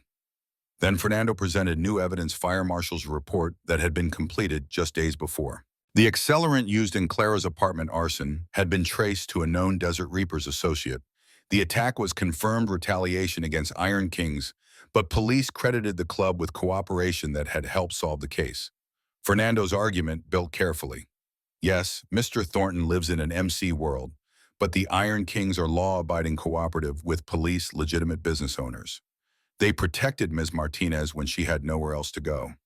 They're a community, a support system, a family that takes care of its own. That's exactly what Lily needs. The surprise witness changed everything. Fernando called Marcus Webb, introduced as Denise's ex-boyfriend. The man was maybe 30, uncomfortable in a suit, clearly not wanting to be there but compelled by subpoena. His testimony was devastating. Denise had left Lily because dealing with a disabled child was too hard and ruined her social life. She had spent 8 months partying, shopping on credit cards, living beyond her means. She only came back when Marcus left her and money ran out. Marcus's voice was flat ashamed. She told me she'd get custody, put Lily in a state facility, collect the disability checks. Said it was passive income that would let her live comfortably without working so hard. I didn't believe her at first. Then I heard her on the phone with her lawyer talking about monthly SSI payments. Denise's face went pale, then flushed. Her lawyer called for recess, huddled with his client in urgent whispered conversation. When they returned, Denise took the stand in her own defense, but the damage was done. Her carefully constructed image of devoted mother had cracked, revealing something uglier underneath. Judge Valdez called a 30-minute recess to review evidence. Clara sat in the hallway with Axe, neither of them speaking, both knowing that the next half hour would determine Lily's future. When they were called back, the judge's expression was stern and unreadable. Her voice carried authority that filled the courtroom. This court's priority is Lily's best interest. Not mother's wishes, not father's rights, but what serves this child. She reviewed evidence methodically. Medical records demonstrated clear superiority of care under father's custody. Testimony from multiple sources confirmed father's dedication. Mother's abandonment was documented fact, regardless of medical explanations offered retroactively. Judge Valdez addressed Denise directly. You abandoned your disabled daughter for 8 months. You missed medical appointments that put her health at risk. The evidence suggests your return is financially motivated rather than driven by genuine maternal concern. Then she turned to Axe. You're a convicted felon. Your associates are questionable. Your lifestyle carries risks. But the evidence shows you're an excellent father who has transformed his life for his daughter's benefit. The gavel came down with finality that made Clara's heart stop. Custody remains with Father Jake Thornton. Supervised visitation granted to Mother Denise Thornton 2 hours weekly at a neutral location pending completion of parenting classes and psychological evaluation. If Mother completes these requirements satisfactorily, custody arrangement can be revisited in 1 year. This hearing is adjourned.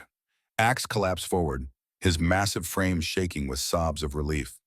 Clara put her hand on his back, her own eyes streaming tears she had been holding for hours. Fernando gathered papers with satisfaction visible despite his professional demeanor. Denise left without looking at anyone, her lawyer following with briefcase that had not been nearly enough to overcome truth. Outside the courthouse, the MC brothers waited. When Axe emerged with Clara beside him, Viper let out a whoop that echoed off marble walls. Chains pulled them both into crushing hugs. Gunnar actually smiled, his scarred face transforming.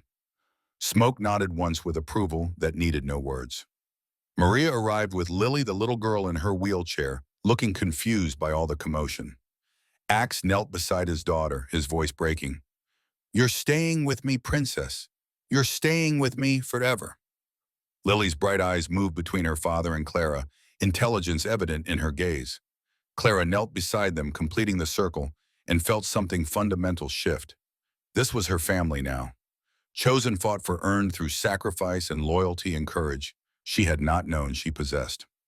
2 days later, Clara received an email from the University of New Mexico nursing program. Subject line, background check review required. Her stomach dropped as she read the message requesting a meeting with Dean Margaret Chen regarding concerns raised by her background investigation. The dean's office was austere diplomas covering walls along with photos of Chen receiving various awards. The woman herself was maybe 60, gray hair pulled back severely, expression that suggested she had heard every excuse and believed none of them. Her voice was clipped professional. Ms. Martinez, your background check flagged concerning associations. You're residing at an Iron Kings Motorcycle Club compound. You testified in family court on behalf of their president, a convicted felon. Our program cannot accept students with questionable judgment or potentially dangerous connections. Clara tried to explain about the fire, about Lily, about doing the right thing, but Chen's expression remained unmoved. Perception matters in nursing. Patients need to trust their caregivers. Hospital administrators need to trust their staff. Your association with a criminal organization raises serious questions about your character and decision-making. The ultimatum was delivered with bureaucratic efficiency. If you want to continue in this program, you need to separate yourself from the Iron Kings. Move out of the clubhouse immediately. Limit contact with club members to professional courtesies only. Demonstrate you can maintain appropriate boundaries. Clara felt her world fracturing. I don't have anywhere else to live. The fire destroyed everything. I can't afford first and last month's rent plus deposit. Chen's response was unsympathetic. That's not the university's problem. You have 2 weeks to demonstrate compliance or your acceptance will be revoked. Good afternoon, Ms. Martinez. Clara told Axe that evening, sitting in her guest house while afternoon sun slanted through windows. He listened without interrupting, his face showing pain that had nothing to do with physical injury. His response was immediate. Move out. I'll co-sign a lease, pay the deposit, whatever you need. Don't sacrifice your future for us. Clara wanted to argue but knew he was right. She had fought for Lily in court, had proven her loyalty to this chosen family. Now she needed to fight for her own dreams with equal determination. Where am I supposed to go? I've looked at apartments. Even studios want $3,000 up front. Axe pulled out his checkbook without hesitation. I'll cover it. First, last deposit, furniture, whatever you need. They found a small studio near campus within 3 days. $600 monthly rent, which Clara could barely afford working part-time, but Axe co-signed the lease and paid $1,800 for first, last, and security deposit. The MC brothers helped move her in, carrying donated furniture from various clubhouse residences, a bed from Chain's garage, a couch from Viper's place, kitchen supplies from Maria. Lily cried when Clara explained she was moving out, tears streaming down the little girl's face while her body remained rigid in ways that prevented her from expressing grief physically. Clara knelt beside the wheelchair, her own face wet. Her voice broke. I'm not leaving you, sweetheart. I'm still going to see you all the time. Just not living next door anymore. But moving out felt like betrayal, like choosing career over family, ambition over loyalty. Clara lay awake her first night in the studio, surrounded by secondhand furniture that smelled like other people's lives, and wondered if she had made the right choice. Nursing school started in August with an orientation that made clear how demanding the next 4 years would be. 15 credits of coursework plus labs plus clinical rotations. Study groups, essential peer support, mandatory failure rate approaching 30%. Clara looked around at her classmates, mostly younger, mostly from stable backgrounds, with family support and financial security. She was older, poorer, connected to a criminal organization that Dean Chen was watching for any excuse to expel her. Word spread quickly. The girl who lived with bikers. The one who testified for a felon. Students kept distance, conversations stopping when she approached. Group projects somehow never had space for her. Study sessions were always full when she asked to join. One student confronted her directly in the cafeteria. Why are you even here? Bikers don't become nurses. You're taking a spot from someone who actually belongs. Clara wanted to fight back, wanted to defend herself. Instead, she just walked away, eating lunch alone in her car, crying where nobody could see. Professor Linda Walsh assigned clinical partners for hands-on training. Every student got paired except Clara left working alone because Walsh claimed odd numbers required it. But Clara had counted. There were 24 students, even numbers. Walsh had deliberately excluded her. Her grades suffered without study support.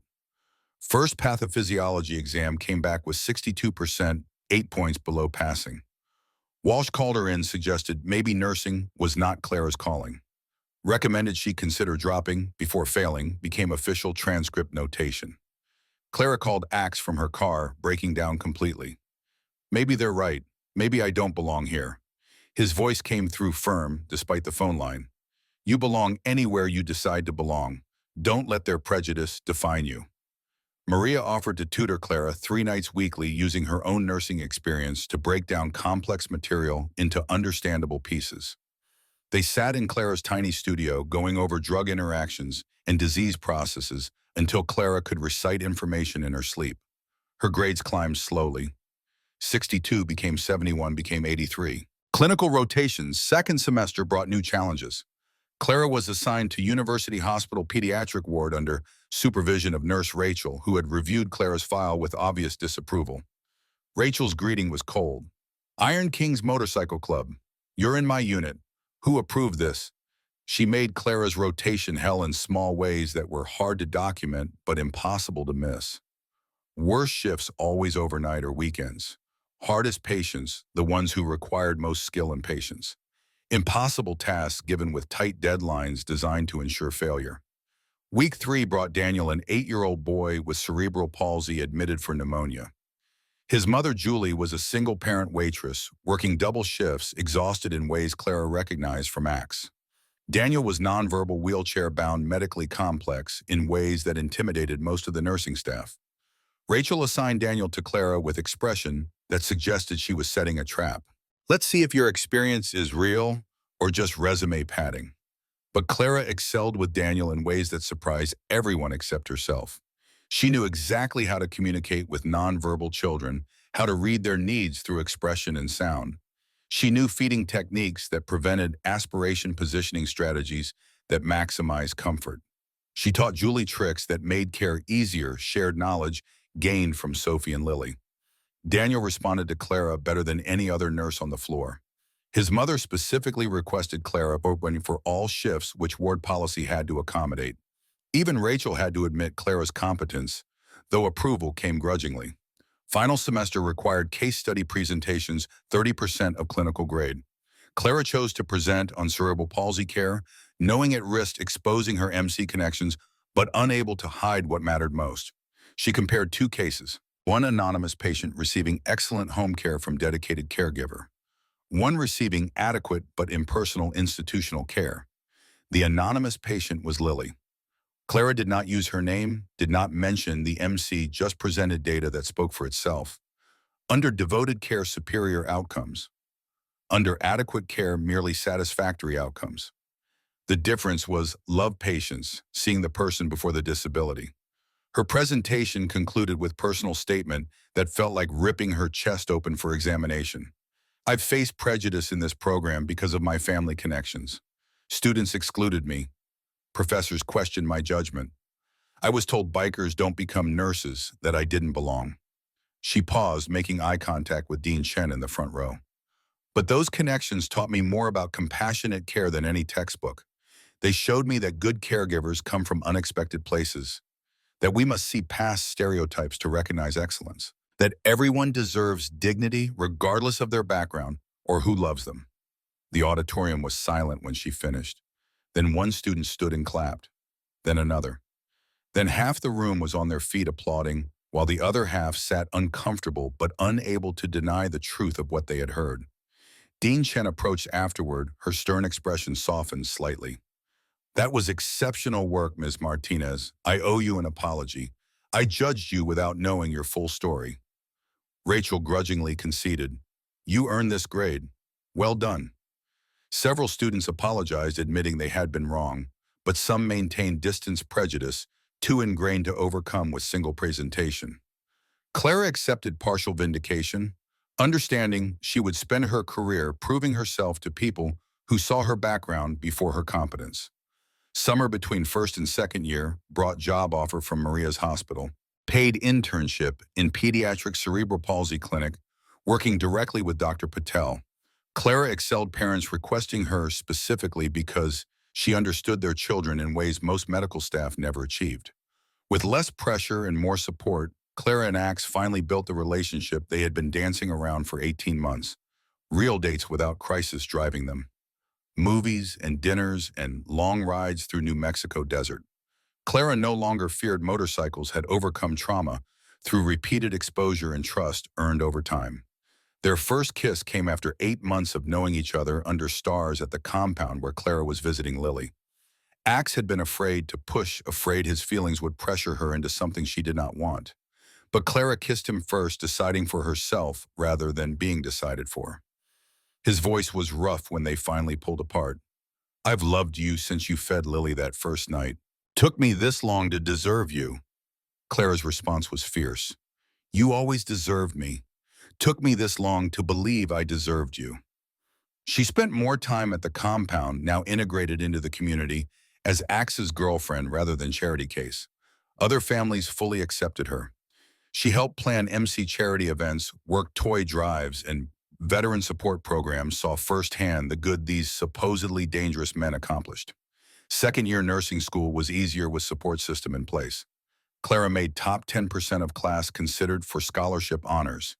Dean Chen nominated her for the Nightingale Award, recognizing outstanding nursing students. The essay requirement asked about career inspiration.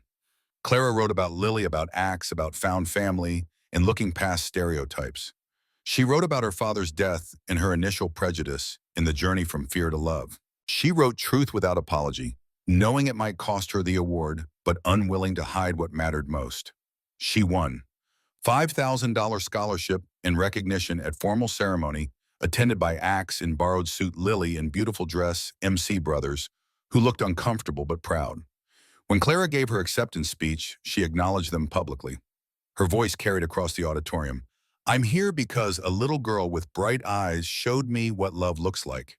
And her father, a man society judged harshly, showed me what dedication means. Family isn't always blood. Sometimes it's the people who show up when you need them most. After the ceremony, Denise approached. She had been attending supervised visits with Lily for over a year, completing parenting classes and therapy. Her appearance was less polished now, more genuine, showing vulnerability that her previous perfection had hidden. Her voice was quiet. I was wrong. I was selfish. I abandoned her when she needed me. I'm not trying to take her away anymore. I just want to be part of her life if Axe will let me. Axe considered, discussed it with Clara, and the MC brothers finally agreed to gradual increase in visitation. Lily deserves a mother. If you're serious about changing, prove it. But I'm watching. One mistake, and you're done. Denise proved herself over the following years. Weekly visits became bi-weekly, supervised, became unsupervised. She attended Lily's therapy sessions, learned care techniques, showed genuine interest in her daughter's life. The relationship would never be easy, trust too damaged to fully repair. But it existed, which was more than anyone expected. Clara graduated nursing school 4 years after that first night at the diner. Summa cum laude, top 5%, multiple job offers from prestigious hospitals.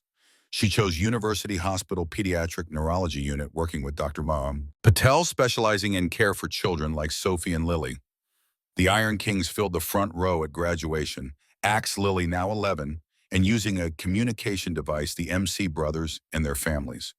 Rosa had come from Texas. Reconciliation achieved slowly over years of phone calls, where Clara refused to choose between blood family and chosen family until Rosa finally accepted both.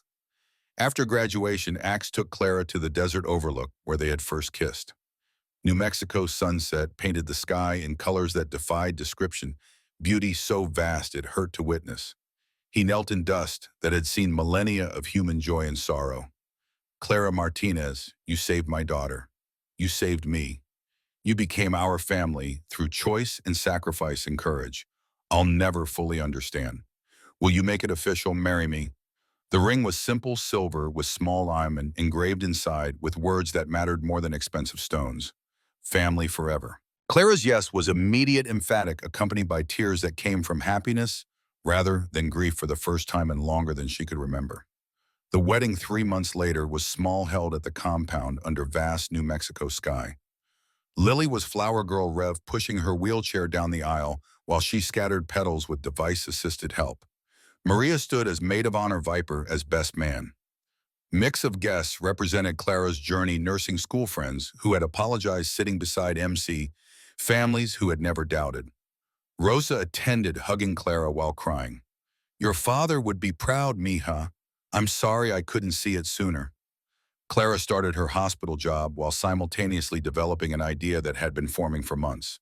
She noticed families struggling with care techniques, financial burdens, social isolation. Parents who needed help but did not know where to find it, who felt alone in challenges that were overwhelming. She proposed nonprofit organization to Axe over dinner one evening. Support for parents of disabled kids. Respite care, caregiver training, financial assistance, community building. Everything we wish had existed when you first got Lily. His response was immediate. How do we start? They co-founded Lily's Hope Foundation with mission centered on practical support rather than vague charity. Iron Kings pledged to fundraise through annual motorcycle rally. Maria's hospital network provided resources and referrals. First year helped 12 families with medical bills, equipment, and caregiver training that transformed care quality. The inaugural Lily's Hope motorcycle rally brought 200 bikers from multiple clubs through Albuquerque. Route ended at Iron King's compound for barbecue, live music, silent auction. Raised $80,000, exceeding every projection. Local news covered the story Biker Gang, helping disabled kids narrative that challenged stereotypes and opened doors. Clara was interviewed wearing both her nurse scrubs and Lily's Hope t-shirt. We're proof that family comes in all forms, that community has no stereotypes, that everyone deserves support regardless of who loves them or where they come from. 5 years after that first night at the diner, Clara stood in the same building for lunch. She was 28 now, director of Lily's Hope Foundation, while maintaining part-time nursing position. The organization had helped over 100 families change lives through practical support and genuine community. A new waitress worked the floor, maybe 19, nervous energy evident in her movements. She approached Clara's table with hesitation. Her voice was uncertain. Table 7 looked scary. Big bikers with patches. Should I refuse to serve them? Clara looked toward the booth and saw a young man in Iron King's vest, clearly new member based on provisional patch placement. He had a toddler in specialized wheelchair beside him, expensive equipment that suggested complex medical needs. The man's face showed exhaustion, Clara recognized instantly. First-time father, overwhelmed by responsibility and fear. Her response was gentle. Go serve them. Be kind. You never know who you'll meet or how a moment of compassion might change everything. She watched the waitress approach, nervously saw the young father's gratitude when she offered to help feed his child. Watched the cycle continue, kindness rippling forward in ways nobody could predict or control. Clara left a $50 tip on a $12 lunch and walked out knowing her father would be proud of the woman she had become. The National Nursing Association honored Clara with their humanitarian award 2 years later. Recognition for Lily's Hope's impact. 500 families helped over 7 years, programs expanding to 4 states. Acceptance speech at National Convention drew 2,000 nurses, hospital administrators, healthcare leaders. Clara brought Lily on stage, now 16, and using speech-generating device that gave voice to thoughts she had always possessed but never been able to share. The device spoke Lily's program message. Clara fed me chicken tenders 12 years ago. Changed my life. Changed my dad's life. Changed hundreds of families. All because she was kind when she was scared. That's real courage. After the ceremony, media wanted interviews and photos. But Clara looked past the cameras to the back of the ballroom where Axe stood with his MC brothers. All of them grayer, older, prouder. Viper and Chains and Gunner and Smoke and Rev, the family that had shown up when nobody else would. Axe mouthed across the distance. You did it, Clara mouthed back. We did it. The official photos showed found families surrounding National Award. Clara and Axe and Lily and Sophie, who had joined the foundation staff. The MC brothers in suits looking uncomfortable but beaming. Maria and other volunteers who made everything possible. All wearing motorcycle wing pins that symbolize flying together. All proof that kindness mattered more than prejudice. That courage looked like opening doors when it would be easier to keep them locked. That family was who showed up and stayed and fought beside you through every impossible challenge. Clara thought about the terrified waitress. She had been afraid of bikers and grief and a future that felt impossible. Thought about the woman she had become through sacrifice and love and choosing courage over fear repeatedly until it became habit rather than exception. The foundation's tagline was printed on everything they produced. Because everyone deserves to be seen. Because family is who shows up. Because one moment of kindness can change the world. Clara had opened a door on a cold evening 12 years ago. Had fed a little girl because it was right, not because it was safe. Had chosen compassion over prejudice and loyalty over reputation and love over fear. And that single choice had rippled forward into a life she could never have imagined, a family she would not trade for anything, and a legacy that would continue long after she was gone. The desert sun set over New Mexico in colors that defied capture, vast and beautiful and full of possibility. Clara stood with Axe's hand in hers and Lily's chair beside them, and her chosen family surrounding them, and felt gratitude so profound it bordered on prayer. They had survived everything. Fire and prejudice and legal battles and social judgment. They had built something real from circumstances that should have destroyed them. They had proven that reformation was possible, that second chances mattered, that love conquered fear when given the opportunity. And somewhere in that diner on Route 66, another waitress was learning the same lesson Clara had learned, that sometimes the bravest thing you can do is open a door, that sometimes the scariest people become your family, that sometimes one act of kindness creates ripples that transform the world in ways you will never fully see, but will always matter. The story was not over. It would continue through every family. Lily's hope helped every nurse Clara trained, every person who chose compassion over fear. The work would go on because it had to, because people still needed help and families still struggled and children still deserved to be seen as more than their disabilities. But tonight, Clara allowed herself to rest in the knowledge that she had done enough, that she was enough, that the terrified girl who had once feared motorcycles had become the woman who rode them fearlessly, who had built a life and a family and a legacy from nothing but courage and love, and the refusal to accept that fear should win. The stars came out over New Mexico, infinite and eternal and witnessing. Clara squeezed Axe's hand, smiled at Lily, and walked forward into whatever came next with the certainty that she would never face it alone. Family was forever, courage was choosing love, and sometimes the best thing you could ever do was open a door when everyone told you to keep it locked.